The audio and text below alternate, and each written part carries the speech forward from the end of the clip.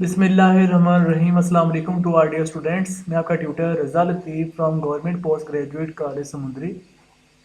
Course title numerical analysis, lecture number 23 deliver करने जा रहा हूँ। आज जो हमारा न्यू टॉपिक होगा numerical solution of system of linear equation के इनडायरेक्ट मेथड, जिसे आप आइटरेटिव मेथड भी कहते हैं। इसके हम थर्ड मेथड को अंडरस्टैंड करने जा रहे हैं। थर्ड मेथड का नेम आज हमारा होगा SOR मेथड, जिसको हम एब्रीवेशंस फॉर्म में सक्सेसिव ओवर रिलैक्सेशन अंडरस्टैंड करते हैं। यहाँ पर एस के मीनिंग होते हैं सक्सेसिव और ओ के मीनिंग होते हैं ओवर एंड आर के मीनिंग होते हैं रिलैक्सेशन। ये हमारा मेथड होगा थर्ड मेथड, जो कि आइटरेटिव मेथड का लास्ट मेथड है। तो इसके बाद ये हमारा चैप्टर क्लोज अप हो जाएगा, वाइंड अप हम कर लेंगे। तो क्वेश्चन की तरफ चलते हैं आगे स्टूडेंट्स। क्वेश्चन है इसका, solve the following system of linear equations correct up to 2 decimal places by using SOR technique या SOR मेथड। तो क्वेश्चन हमारा प्रीवियस जो हमने जैकोबी मेथड और गास सीडल मेथड के अकॉर्डिंग किया था वही हम ले रहे हैं, ताकि जो हमारा सोल्यूशन होगा वो सेम आए और फिर हम अपनी एप्लीकेशन को परफॉर्म करवाते हुए हमें कोई कन्फ्यूजन का मसला ना आए। ठीक है, इसलिए मैंने सेम क्वेश्चन रखा हुआ है तीनों एप्लीकेशन के अकॉर्डिंग। तो इसमें हमारे पास ये सिस्टम ऑफ लीनियर इक्वेशन के अकॉर्डिंग हमारे पास ये एक स्केयर मैट्रिक्स है। स्केयर मैट्रिक्स की फॉर्म में होती हैं इक्वेशंस।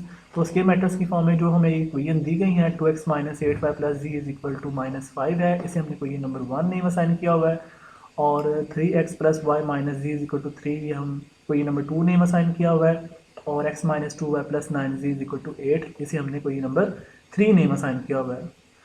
ऑनवर्ड जब हम इसको सोल्यूशन की तरफ मूव करवाते हैं तो हम सिस्टम ऑफ लीनियर इक्वेशन को ये चेक करते होते हैं कि आइटरेटर स्कीम के अकॉर्डिंग क्या ये डायगोनली डोमिनेंट है या नहीं। अगर ये डायगोनल डोमिनेंट होगा तो हम अपने सिस्टम ऑफ लीनियर इक्वेशन को सोल्व करेंगे, अदरवाइज हम अपने सिस्टम ऑफ लीनियर इक्वेशन को सोल्व नहीं करेंगे। यानी डायगोनल डोमिनेंट होगा तो आप इसको आगे प्रोसीड करते हैं, अदरवाइज आप इसे प्रोसीड नहीं करते। ये आपने बात माइंड में रखनी है। मतलब कोई भी क्वेश्चन है अगर वो डायगोनल डोमिनेंट नहीं है तो आप उस पर ना तो आइटरेटर स्कीम का कोई मेथड अप्लाई कर सकते हैं ना उसको सोल्व करेंगे। ठीक है, उस पर Jacobi method, Gauss Seidel method, SOR की जो अजम्पशंस होती हैं वो होल्ड नहीं होती। ये आप सभी स्टूडेंट माइंड में रखिएगा। तो फर्स्ट ऑफ ऑल हम देखते हैं क्या ये डायगोनल डोमिनेंट है। तो आप देख सकते हैं इसका जो मेन डायगोनल की एंट्रीज हैं वो मेन डायगोनल की एंट्रीज जो हैं कोई ये नंबर 1 और कोई नंबर 2 में डिस्टर्ब कर रही हैं, क्योंकि यहाँ पर मेन डायगोनल 2 है। तो ये 2 जो है 8 और 1 के सम से लेस है, यानी कि 2 इज़ लेस देन 9। और यहाँ पर जो कोई नंबर 2 में मेन डायगोनल 1 है तो ये 1 लेस देन है अदर एंट्रीज, यानी कि 3 प्लस 1 4 से, यानी कि 1 इज़ लेस देन 4। ठीक है, लेकिन जो क्वेश्चन नंबर 3 है इसमें मेन डायगोनल 9 है, ये बिल्कुल करेक्ट है। तो ये जो 9 मेन डायगोनल है अदर एंट्रीज 2 प्लस 1 से ग्रेटर है, यानी कि 2 plus 1 3, so 9 will be greater than 3। तो ये बात ट्रू है, यानी क्वेश्चन नंबर 3 बिल्कुल ट्रू है। बट आपके पास क्वेश्चन नंबर 1 और क्वेश्चन नंबर 2 डिस्टर्ब कर रही हैं, इनको आपने बैलेंस करना है। हमने इसको डायगोनल डोमिनेंट में कन्वर्ट करना है। इसके लिए हम अपना मेन डायगोनल ग्रेटर दैन बनाने की कोशिश करेंगे। तो इसके लिए आपने क्या करना होता है, क्वेश्चन नंबर 2 को आप क्वेश्चन नंबर 1 में शफल कर दें और 1 को आप 2 में शफल कर दें। ये आपने खुद से सिलेक्ट करना होता है कि आपका मेन डायगोनल की एंट्रीज ग्रेटर कैसे बनती हैं। वो जैसे भी बनेगी आपने उसके अकॉर्डिंग क्वेश्चन नंबर 1 2 3 जो भी होंगी उनके अकॉर्डिंग आपने उनको शफल करना होगा। ये आपने खुद से सिलेक्ट करना है कि क्वेश्चन नंबर 1 को 2 के साथ करेंगे या 2 को 3 के साथ करेंगे या 3 को 1 के साथ करेंगे। ये आपने खुद से सोचना होता है, थिंक करना होता है। तो उसके अकॉर्डिंग आप उसको डायगोनल डोमिनेंट खुद से क्रिएट करने की कोशिश करेंगे। अगर वो कोई भी आपकी जो अजम्पशंस को फुलफिल नहीं करेगा तो इट्स मीन कि वो डायगोनल डोमिनेंट नहीं होगा, तो वहाँ पे आपका जो रिजल्ट होगा फेल्ड हो जाएगा। तो आप वहाँ पे डायरेक्टली बता देंगे कि डायगोनल डोमिनेंट नहीं है, so we can not hold a iterator scheme, मतलब वहाँ पे आइटरेटर स्कीम नहीं होल्ड होगी। तो यहाँ पर हम आइटरेटर स्कीम को होल्ड करने के लिए ये डायगोनल डोमिनेंट बनाएंगे। ये डायगोनल डोमिनेंट है क्योंकि अगर हम 1 को 2 में शफल करते हैं तो ये जो 3x plus y minus z is equal to 3 यहाँ पर राइट होगा, और ये वाली टर्म जो है 2x माइनस 8y प्लस जी इक्वल -5 यहाँ पर राइट हो जाएगा, और ये एज इट इज ही रहेगा। फिर आपका मेन डायगोनल बिल्कुल करेक्ट हो जाएगा, आपकी असम्पशंस को फुलफिल कर पाएगा। तो सोल्यूशन की तरफ चलते हैं students. The given system is not diagonally dominant. ये हमने राइट किया हुआ कि हमारा सिस्टम डायगोनल डोमिनेंट नहीं है, क्योंकि हमारे पास कोई नंबर 1 कोई नंबर 2 जो है डिस्टर्ब कर रही हैं। ठीक है ना, इसके लिए हम इसको सोल्व करते हैं। So first of all we convert it into in diagonal dominant form.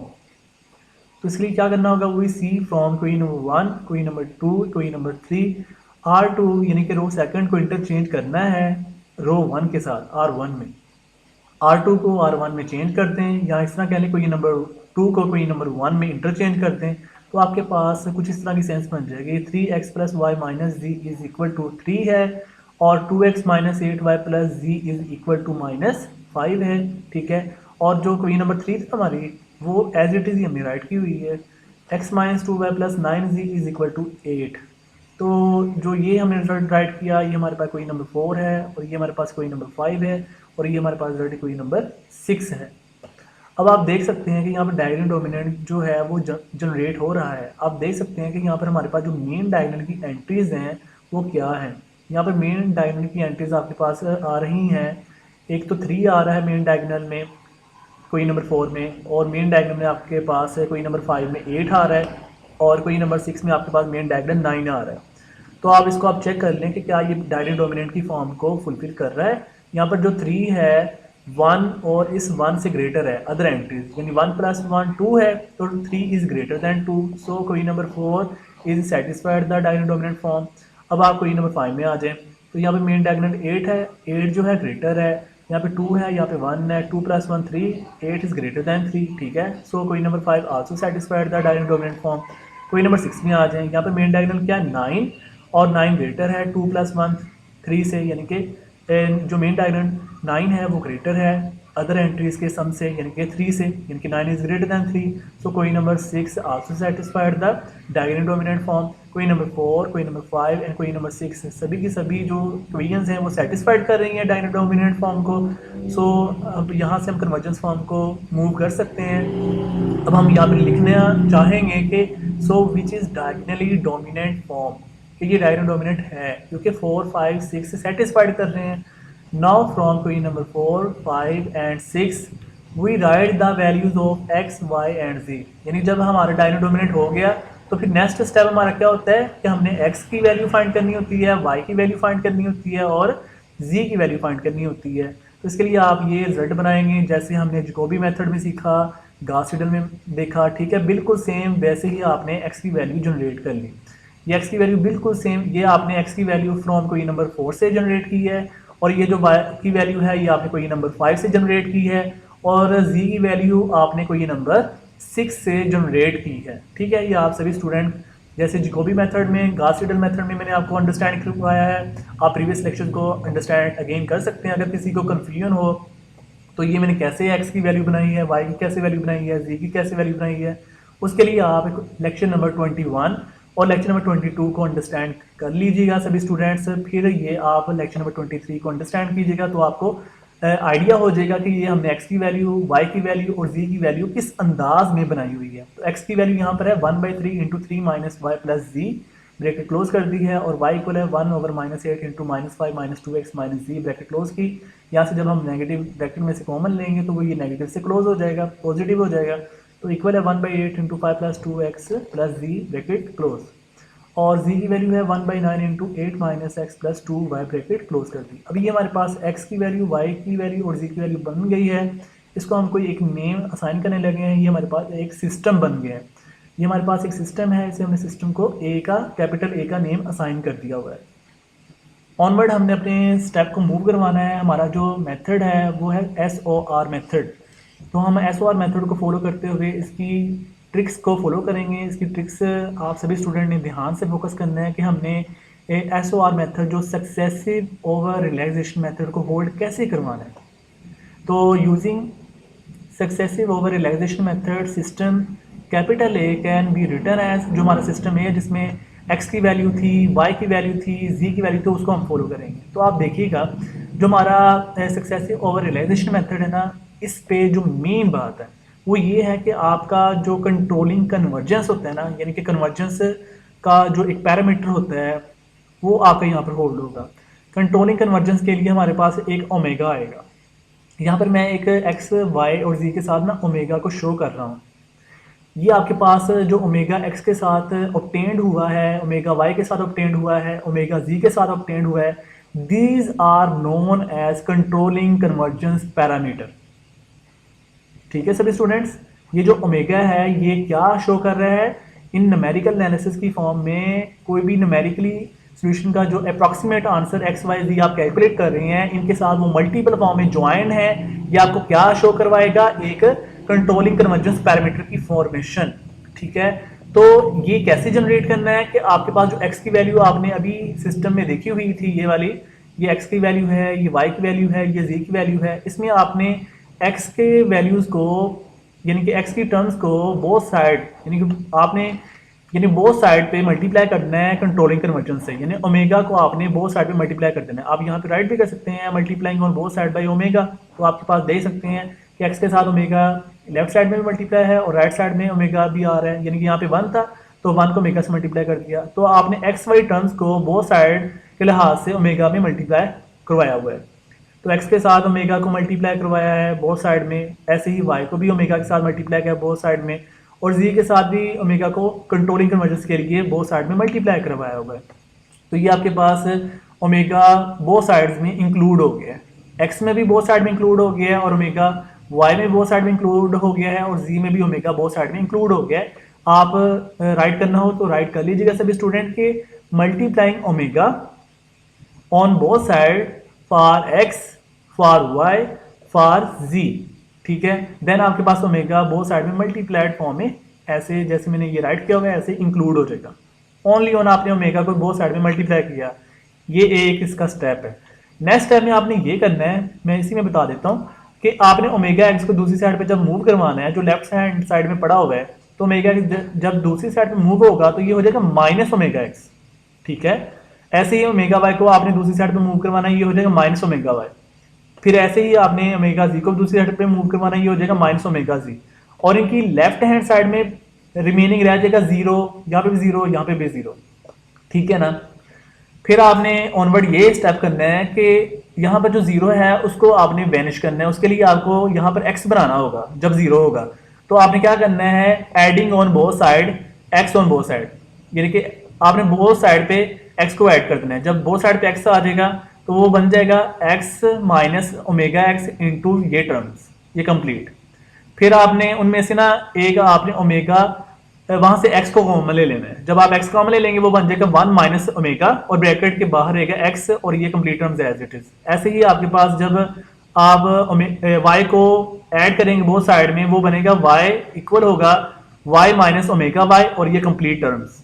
तो फिर आपने वाई कॉमन लेना होगा, वो बनेगा 1 minus omega into y plus ये कंप्लीट टर्म्स आ जाएंगे। फिर ऐसे ही आपके पास यहाँ पे जीरो होगा तो आपने जी को बोथ साइड में ऐड करना है, तो जी इक्वल हो जाएगा जी माइनस ओमेगा जी प्लस ये कंप्लीट टर्म्स। फिर आपने जी को कॉमन लेना है तो वो बन जाएगा 1 माइनस ओमेगा इंटू जी और साथ में ये complete term as it is. ये जो मैं आपको अभी बता रहा था ओरली, असल में वो आपको मैं ये बात समझाना चाह रहा था, जो मैंने ये राइट किया हुआ है वो मैंने ओरली आपको बता दिया है। अब उसका मैं आपको प्रैक्टिकली अंडरस्टैंड करवाता हूँ कि ये स्टेप मैंने कैसे बनाया है। तो आप देखिएगा, तो जो आपके पास ये कैपिटल ओमेगा की फॉर्म में ये राइट किया हुआ है ओमेगा एक्स, ये जब आप दूसरी साइड पे मूव करवाएंगे तो माइनस ओमेगा एक्स होगा, और यहाँ पे जीरो था, जब आप उस एक्स को दो साइड में ऐड करेंगे तो दोनों साइडों में एक्स होगा, तो x equal x minus omega x. ठीक है, और ये complete term as it is. फिर आपने जब एक्स कॉमन लेना है तो ये ब्रैकेट में आ जाएगा 1 माइनस ओमेगा कंट्रोलिंग कन्वर्जेंस। ऐसे ही आपने y की वैल्यू बनानी है, तो y वाली टर्म में जब इसको करेंगे तो y इक्वल होगा y minus omega y plus ये complete term as it is. फिर आपने y कॉमन लेना है तो ये बनेगा 1 minus omega into y. Hopefully understand कर लिया होगा सभी स्टूडेंट ने। तो z के लिए भी ऐसे बनाना है, z इक्वल होगा z minus omega z plus ये complete term as it is. फिर आपने यहाँ से z कॉमन लेना है, तो z कॉमन लेने के बाद ये आएगा 1 माइनस ओमेगा इंटू z और ये complete term as it is. अब ये जो आपके पास ये सिस्टम बन गया है, ये हम इस पे SOR होल्ड करवाएंगे। इसमें ओमेगा आ रहा है, ये न्यू टेक्निक है, SOR में ओमेगा कंट्रोलिंग कन्वर्जेंस होल्ड होते हैं। अब हम इसे ना कंप्लीट ये वाला जो कंप्लीट रिजल्ट है x का, y का, z का, इस पे हम SOR की टेक्निक को होल्ड करेंगे। ये आपके पास मेथड है SOR का। इसमें ये कि जो लेफ्ट हैंड साइड में x y z पड़े हुए हैं ना, इसके ऊपर आपने क्या सब्सक्रिप्ट शो करवाने हैं, n+1, यानी x के सब्सक्रिप्ट में क्या लिखना है n+1, y के सब्सक्रिप्ट में क्या लिखना है n+1 और z के सब्सक्रिप्ट में क्या लिखना है n+1। ठीक है, ये तो हमने जैकोबी मेथड में भी अंडरस्टैंड किया हुआ है, गॉस सीडल में भी देखा हुआ है, और आज हम एसओआर में भी देख रहे हैं कि लेफ्ट हैंड साइड में सभी में यही बात आ रही है कि एक्स के सबस्क्रिप्ट में n+1 आता है, y के सबस्क्रिप्ट में n+1 आता है और z के सबस्क्रिप्ट में भी n+1 आता है। ये तो अंडरस्टूड सी बात होगी। अब हम बात करते हैं राइट हैंड साइड की। राइट हैंड साइड में क्या है कि जो आपके पास ये जो टर्म्स है ना, ये दो पार्ट्स में डिवाइड है, ये दो पार्ट्स में सेपरेट की हुई हैं। एक आपके पास एडिशन के यानी कि फर्स्ट पार्ट है ये वाला, और ये एडिशन के सेकंड पार्ट है, यानी कि ये फर्स्ट पार्ट है और ये हमारे पास सेकंड पार्ट है। ऐसे ही आप देख लें वाई के टर्म्स में भी ये फर्स्ट पार्ट है, ये सेकंड पार्ट है, और इसमें जी वाली टर्म में भी देख सकते हैं ये फर्स्ट पार्ट है प्लस ये हमारे पास सेकंड पार्ट है। यानी कि आपका ये जो एसओआर मेथड है ना, ये दो पार्ट्स में होल्ड कर रहा है, ठीक है ना। अब इन दो पार्ट्स की लॉजिक पे आपने गौर करना है। इनकी मेन बात ही लॉजिक है। आपको लॉजिक अंडरस्टैंड आ गई, आपको मेथड आ गया। तो अब ये लॉजिक आपने माइंड में रखनी है कि जो इसका फर्स्ट पार्ट है ना, ये वाला जिसपे मैं ये सर्कल आउट कर रहा हूं, ये मेरी लॉजिक को आपने गौर करना है। लॉजिक अंडरस्टैंड करेंगे तो आपको न्यूमेरिकली सॉल्यूशन फाइंड करना आएगा, अदरवाइज आप इसकी ट्रिक्स में फंस जाएंगे। तो आपने ये लॉजिक पे गौर करने के लिए क्या करना है कि जो इसके ये आ रहे हैं ना, जो रूट हैं जिसमें x आ रहा है, y आ रहा है, z आ रहा है, इनके सबस्क्रिप्ट में आपने n राइट करना है, ओनली ऑन n, ठीक है ना। यानी कि ये जो फर्स्ट पार्ट में कंट्रोलिंग कन्वर्जेंस के साथ रूट आ रहे हैं x, y, z, इनके सबस्क्रिप्ट में n ओनली ऑन राइट कर देंगे, यानी xn, yn एंड zn। उसके बाद आप मूव कर जाएं सेकंड पार्ट पे। अब सेकंड पार्ट पे आपने क्या बात करनी है कि जो आपने गॉस सीडल मेथड देखा था ना, गॉस सीडल मेथड में जब हम xn+1 की वैल्यू फाइंड करते थे, उसमें ये वाले पार्ट में क्या करते थे हम कि yn और zn सबस्क्रिप्ट राइट कर रहे होते थे, ठीक है ना। तो ये आपका जैकोबी मेथड में भी यही बात है और गॉस सीडल में भी यही बात है, और एसओआर में भी ये पार्ट एज इट इज है कि आपने y और z के सबस्क्रिप्ट में n राइट करना है, ओनली ऑन n, ठीक है। यानी कि जैकोबी मेथड का या गॉस सीडल का फर्स्ट स्टेप आपका यही था, ठीक है। अब हम बात करते हैं yn+1 के लिहाज से ये सेकंड पार्ट के ऊपर। इसमें जो x होगा वो सबस्क्रिप्ट आपने वो यूज करना है जो आपने xn+1 को कैलकुलेट किया होगा, ठीक है। जैसे गॉस सीडल मेथड में देखा था कि yn+1 में आपने xn+1 की वैल्यू को इंक्लूड करवाना है। ये वाला जो आप सोल्व कर लेंगे xn+1, इसको आपने yn+1 में इंक्लूड करवाना है। जहां xn+1 होगा वो हम देख लेते हैं कि ये xn+1 yn+1 में कहां एंट्री कर सकता है, ओनली ऑन यहां पर एंट्री कर सकता है। यहां पर फिर x आ रहा है तो x के सबस्क्रिप्ट में हम राइट कर देंगे n+1, तो ये बन गया x subscript n+1 plus zn, ये एज इट इज, ठीक है। ये हमारे पास अगर देखा जाए तो ये जो इतना पार्ट है ये हमने गॉस सीडल मेथड में भी अंडरस्टैंड किया हुआ है, ये हमारा गॉस सीडल मेथड की लॉजिक को फुलफिल कर रहा है। अब हम आ जाते हैं zn+1 सबस्क्रिप्ट के लिहाज से। इसमें ये जो सेकंड पार्ट होगा ये भी गॉस सीडल मेथड के अकॉर्डिंग ही होगा। गॉस सीडल में भी क्या था कि जो zn+1 था उसमें हमने बोथ टू वैल्यूज को इंक्लूड करवाना है, जो x सबस्क्रिप्ट n+1 होगा और y सबस्क्रिप्ट n+1 होगा। x सबस्क्रिप्ट n+1 और y सबस्क्रिप्ट n+, इन दोनों को आपने किसमें इंक्लूड करवाना है, इसमें zn+1 में। आप देख सकते हैं ये कहां आ रहे हैं, ये यहां पर आ रहे हैं x सब्सक्रिप्ट n+1 और y सब्सक्रिप्ट n+1, ठीक है। यानी कि इसमें आपने इंक्लूड करवा दिया x सब्सक्रिप्ट n+1 जो अभी हमने यहां से कैलकुलेट किया होगा, और y सब्सक्रिप्ट n+1 जो हमने यहां से कैलकुलेट किया होगा। इनको आपने बोथ टर्म्स को यहां पर पुट कर देना है x सब्सक्रिप्ट n+1 और y सब्सक्रिप्ट n+1 की जगह। तो ऐसे ये गॉस सीडल मेथड की zn+1 की फुलफिल रिकमेंडेशन को भी फुलफिल कर रहा है, ठीक है। तो ये आपके पास x सब्सक्रिप्ट n+1 और y सब्सक्रिप्ट n+1 और z सब्सक्रिप्ट n+1 की ये कंप्लीट लॉजिक्स बन चुकी हैं। यहाँ पर n की क्या रिकमेंडेशन है, where n is equal to 0, 1, 2, 3 up to so on, और इसमें 0 फर्स्ट अप्रोक्सीमेशन, यहाँ पे 1 सेकंड अप्रोक्सीमेशन, यहाँ पे 2 थर्ड अप्रोक्सीमेशन, और यहाँ पे 3 fourth approximation and so on, ठीक है। ये जो आपके पास 3 वैल्यूज बन चुकी हैं ये आपके SOR मेथड की कंट्रोलिंग कन्वर्जेंस को कंट्रोल कर रहे हैं, होल्ड कर रहे हैं, ठीक है। अब हम इनके अकॉर्डिंग बात करेंगे। जब हम फर्स्ट अप्रोक्सीमेशन की बात करेंगे तो आपने put n is equal to 0 करना है। तो जहां जहां एक्स के सबस्क्रिप्ट में n होगा, वहां पे आपने n की जगह 0 पुट कर देना है। ऐसे ही आप जब y की वैल्यू फाइंड कर रहे होंगे तो y के सबस्क्रिप्ट के लिहाज से जहां n होगा वहां वहां आपने n की वैल्यू 0 पुट कर देनी है। तो जब z की वैल्यू आप फाइंड कर रहे होंगे वहां पे आपने n की वैल्यू 0 पुट करनी है, तो आपके पास जहां n होगा वो आपके पास ये रिजल्ट 0 के लिहाज से होल्ड हो जाएगा। तो आप ऐसे फर्स्ट अप्रॉक्सीमेशन परफॉर्म करवा देंगे। तो ये मैं नीचे राइट करूंगा। तो इसके लिए आपको फर्स्ट ऑफ ऑल तो अप्रॉक्सीमेशंस सपोज भी करनी होती हैं। लेट एक्स नॉट इक्वल होगा, ये हमने इनिशियल गैस जैकोबी मेथड में भी देखा था और गॉस सीडल मेथड में भी देखा था कि हमारी इनिशियल अप्रॉक्सीमेशन होती है 0 0 0। इसमें स्मॉल एक्स नॉट की वैल्यू 0 है, स्मॉल वाई नॉट की वैल्यू 0 है, स्मॉल जी नॉट की वैल्यू 0 है और ये इसका ट्रांसपोज हमने राइट किया। अगर इसको हम कॉलम में लिखना चाहें तो ये कॉलम में 0 0 0 ऐसे आ सकता है। बी एन इनिशियल अप्रॉक्सीमेशन या बी एन इनिशियल गैस ये भी कह सकते हो आप, ठीक है। और अगर ये इससे बात ना बन रही हो तो आप इनिशियल गैस से हमेशा 1 1 1 ले होते हैं। तो बहुत से क्वेश्चन आपके जो है ना, जो मैंने आपको परफॉर्म करवाने के लिए दिए हैं वो इसी से टैकल हो जाएंगे, यानी कि 0 0 0 से।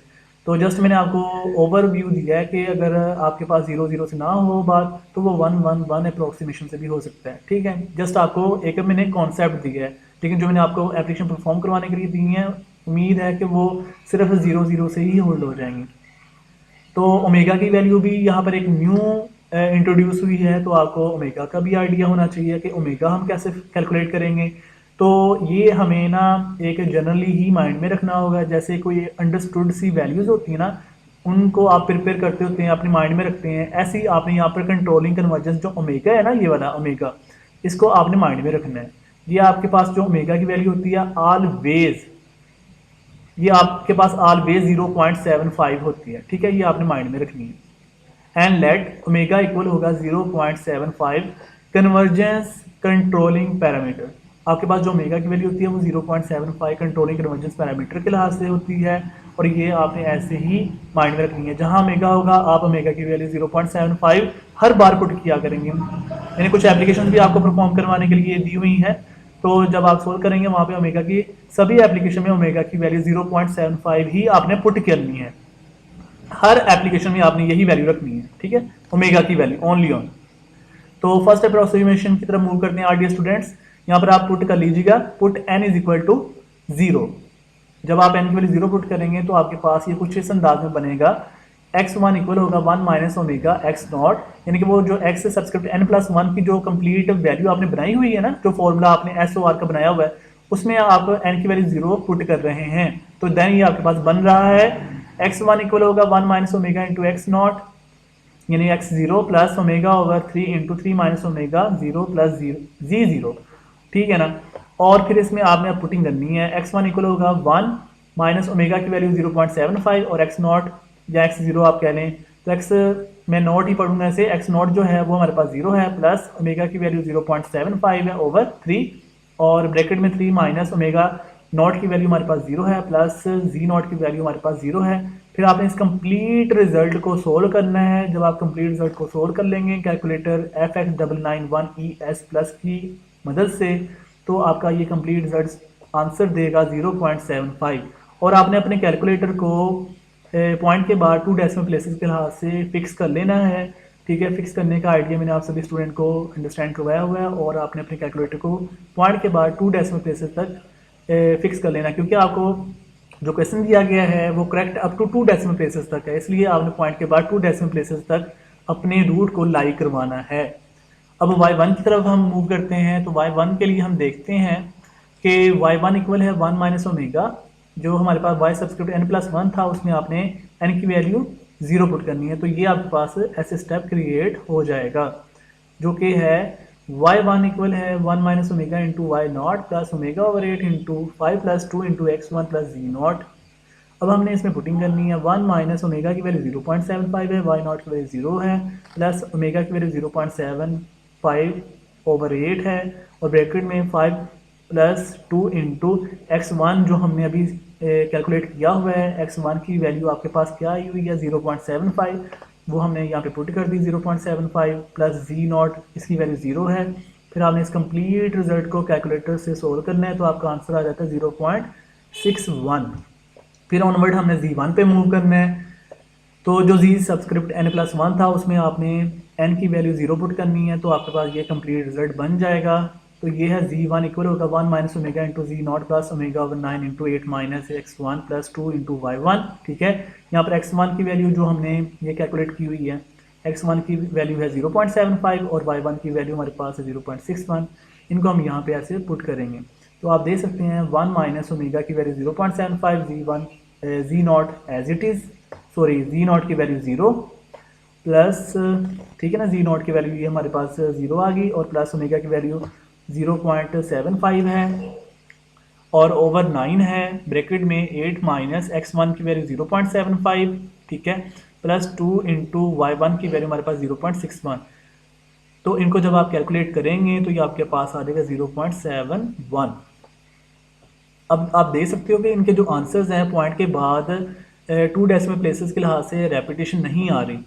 यहाँ पर 0.75 है, यहाँ पर 0.61 है, यहाँ पर 0.71 है, यानी पॉइंट के बाद रेपिटेशन अभी नहीं आ रही। इसका मतलब है अभी हमें सेकेंड अप्रोक्सीमेशन यानी कि ऑनवर्ड अप्रोक्सीमेशन की तरफ मूव करना होगा, यानी कि अभी हम स्टॉप नहीं कर सकते।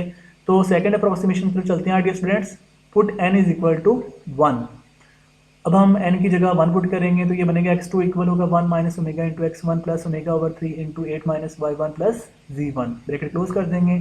अब हम यहाँ पे पुटिंग करेंगे 1 माइनस ओमेगा की वैल्यू 0.75 है, x1 की वैल्यू 0.75 है, प्लस ओमेगा की वैल्यू 0.75 ओवर 3 है, इंटू 3 माइनस y1 की वैल्यू हमारे पास 0.61 है, प्लस z1 की वैल्यू हमारे पास 0.71 है।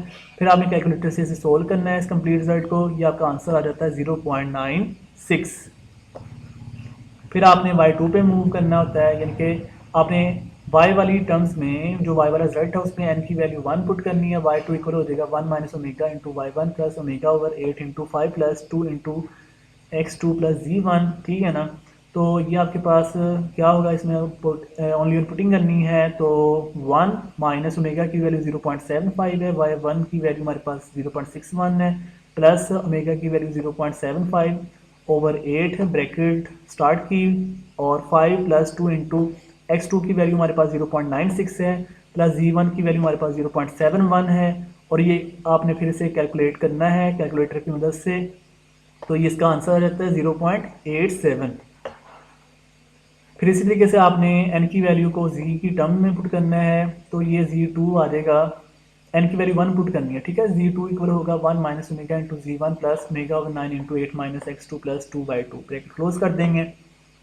फिर इसमें हमने पुटिंग करनी है तो 1 माइनस ओमेगा की वैल्यू 0.75, z1 की वैल्यू 0.71 प्लस ओमेगा की वैल्यू 0.75 ओवर 9 है, फिर ब्रैकेट है 8 माइनस x2 की वैल्यू 0.96 प्लस 2 इंटू y2 की वैल्यू हमारे पास 0.87 है, ठीक है। फिर आपने कैलकुलेटर fx991 की मदद से सोल्व करना है, तो ये आपको आंसर आ जाता है 0.91।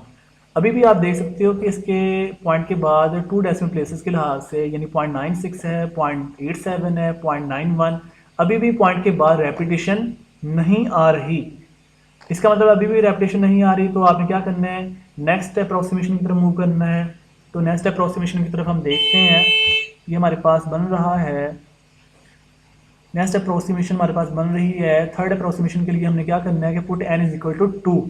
जब आप n की वैल्यू 2 पुट करेंगे, जो आपके पास x का टर्म बनाई हुई है x सब्सक्रिप्ट n+1, वहाँ पे n की वैल्यू आपने 2 पुट करनी है, तो ये बन जाएगा x3 इक्वल होगा 1 minus omega into x2 plus omega over 3 into 3 minus y2 plus z2। तो इसमें आपने पुटिंग करनी है। अब ओमेगा की वैल्यू 0.75 है, x2 की वैल्यू 0.96 है, यहाँ पे ओमेगा की वैल्यू 0.75 है, और y2 की वैल्यू 0.87 है, और z2 की वैल्यू 0.91 है, ठीक है। फिर आपने इस कंप्लीट रिजल्ट को कैलकुलेटर की मदद से सोल्व करना है, तो आपका रिक्वायर्ड आंसर आ जाता है 1.00। फिर ऑनवर्ड हमने y की टर्म्स में n की वैल्यू 2 पुट करनी है, तो आपके पास ये रिजल्ट बन जाएगा।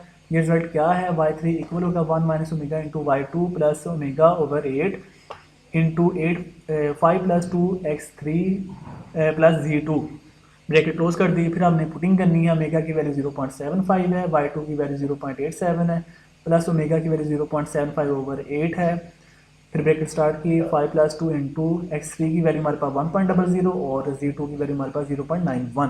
फिर हमने इस कंप्लीट रिजल्ट को सोल्व करना है तो इसका आंसर आ जाता है 0.96। फिर हमने n की वैल्यू को z की टर्म में पुट करना है। z की टर्म में जो हमारे पास z सब्सक्रिप्ट n प्लस 1 है उसमें n की वैल्यू 2 रखेंगे तो ये आएगा z3 इक्वल होगा 1 minus omega into z2 plus omega over 9 into 8 minus x3 plus 2y3। फिर हमने इसमें पुटिंग करनी है। ओमेगा की वैल्यू 0.75, z2 की वैल्यू 0.91 प्लस ओमेगा की वैल्यू हमारे पास 0.75 ओवर 9 एज इट इज, ठीक है। 8 माइनस x3 की वैल्यू हमारे पास 1.00 है और प्लस 2 इंटू y3 की वैल्यू हमारे पास 0.96 है। फिर हमने इस कंप्लीट रिजल्ट को सोल्व करना है। इस कंप्लीट रिजल्ट को जब हम सोल्व करेंगे कैलकुलेटर की मदद से तो इसका आंसर आता है 0.97। अभी भी आप देख सकते हो इसमें रेपिटेशन नहीं आ रही। यहाँ पर पॉइंट के बाद 00 है, यहाँ पर पॉइंट के बाद 96 है, यहाँ पर पॉइंट के बाद 97 है। अभी भी रेपिटेशन नहीं आ रही। इसका मतलब अभी हमें नेक्स्ट अप्रोक्सीमेशन की तरफ मूव करना होगा। तो नेक्स्ट अप्रोक्सीमेशन है फोर्थ अप्रोक्सीमेशन। यहाँ पे हम लिखेंगे put n is equal to 3। तो जब आप n की वैल्यू 3 पुट करेंगे अपनी x की टर्म्स में तो ये बनेगा x सब्सक्रिप्ट यानी कि n प्लस 1 में n की वैल्यू 3 पुट की तो ये बनेगा x सब्सक्रिप्ट 4 इक्वल होगा 1 minus omega into x3 plus omega over 3 into 3 minus y3 plus v3, ठीक है ना। ये हमारे पास रिक्वायर्ड रिजल्ट बनता है। तो इसमें हमने पुटिंग करनी है ऑनवर्ड। ओमेगा की वैल्यू 0.75 है, x3 की वैल्यू 1.00 है प्लस ओमेगा की वैल्यू 0.75 है, ये 3 एज इट इज़ है। 3 माइनस y3 की वैल्यू 0.96 है और z3 की वैल्यू हमारे पास 0.97 है। फिर आपने कैलकुलेटर की मदद से सोल्व किया तो ये आपको आंसर दे रहा है 1.00। फिर ऐसे ही हमने n की वैल्यू को y के टर्म में पुट करना है तो y4 इक्वल होगा 1 minus omega into y3 plus omega over 8। तो bracket start 5 plus 2 into x4 plus z3, ठीक है, ब्रैकेट क्लोज कर दी। अब हमने पुटिंग करनी है तो ओमेगा की वैल्यू हमारे पास 0.75 है, y3 की वैल्यू 0.96 है प्लस ओमेगा की वैल्यू 0.75 और यहाँ पे x4 की वैल्यू 1.00 है और z3 की वैल्यू हमारे पास 0.97 है। फिर आपने इसे कैलकुलेटर की मदद से सोल्व करना है तो ये आपको आंसर क्रिएट करके दे रहा है 0.99।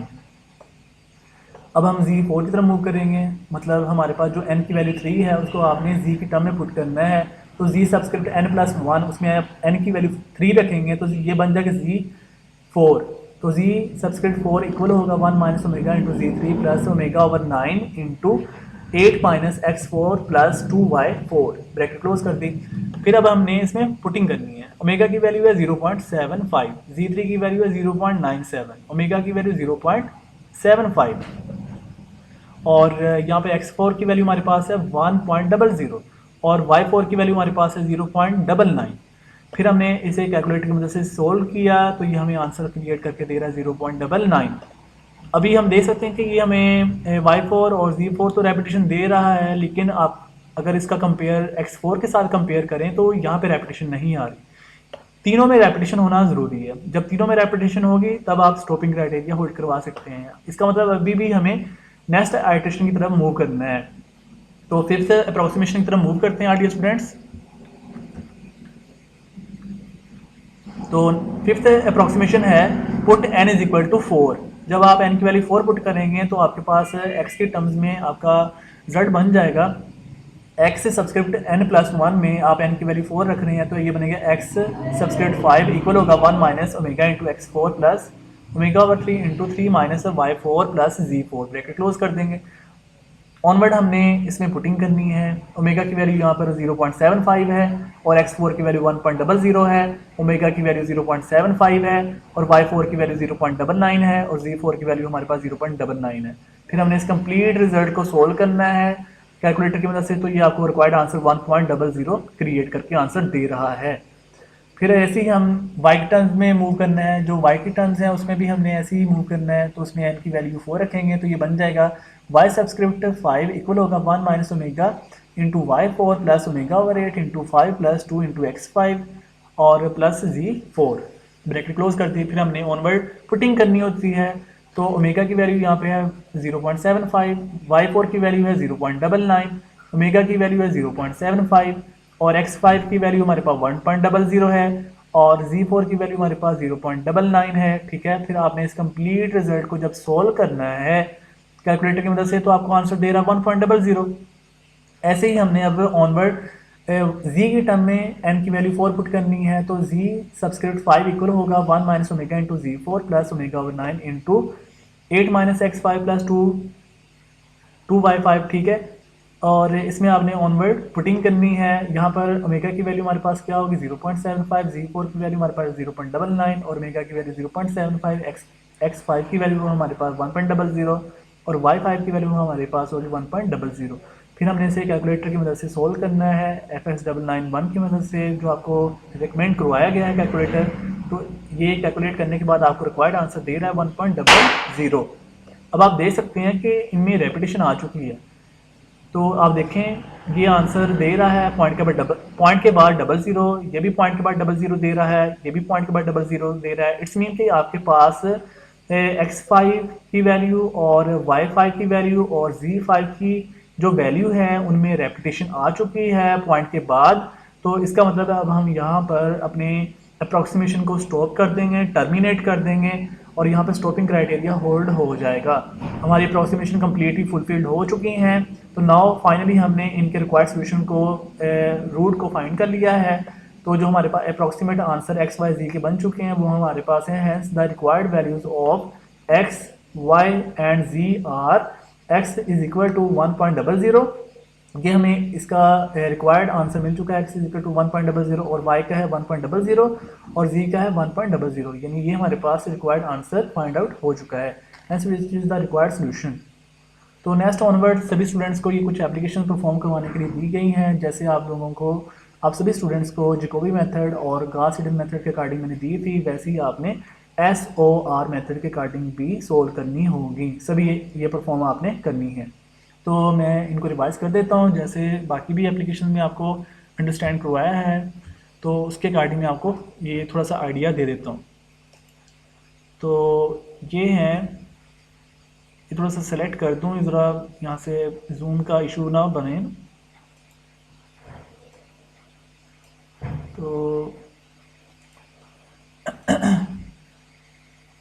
हाँ जी, तो ये हमारे पास है एप्लीकेशंस फॉर आइटरेटिव और इनडायरेक्ट मेथड्स।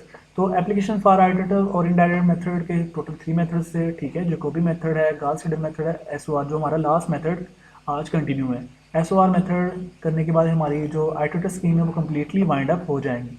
तो इसकी स्टेटमेंट मैं अंडरस्टैंड आपको करवा देता हूँ। So the following system of linear equations, system linear equation के अकॉर्डिंग हमने ये आइटरेटिव को फॉलो करना है और इसके टोटल मेथड्स के जो टर्म्स हैं वो बता दी गई हैं।